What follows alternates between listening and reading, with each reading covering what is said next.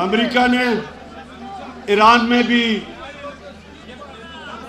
1950 کی دہائی میں انہوں نے وہاں بھی رجیم چینج کی، یعنی کہ حکومت بدلی. وہی انہوں نے کیا. پہلے پیسہ چلایا میڈیا کے اوپر اور میڈیا کو سارا حکومت کے خلاف کیا. مصدق کی حکومت تھی ایران میں، اس کے خلاف کیا.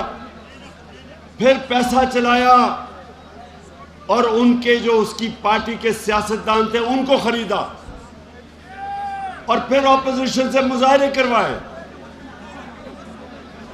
اس طرح یہ ملک میں حکومتیں بدلتے ہیں. چلی کے اندر بھی یہی کیا.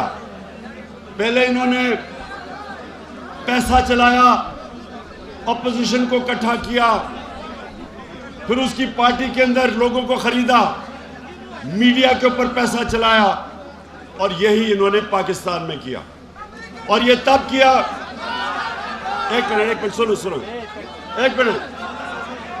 انہوں نے یہ پاکستان میں تب کیا جب تحریک انصاف کے کارکنوں، یہ سنو، 11 سال میں سب سے کم ہماری حکومت میں جو بیرونی خسارہ ہوتا ہے، تاریخی خسارہ ہمیں ملا تقریباً $20 ارب کا، اور 3 سال کے بعد ہم نے وہ خسارے کو 11 سال میں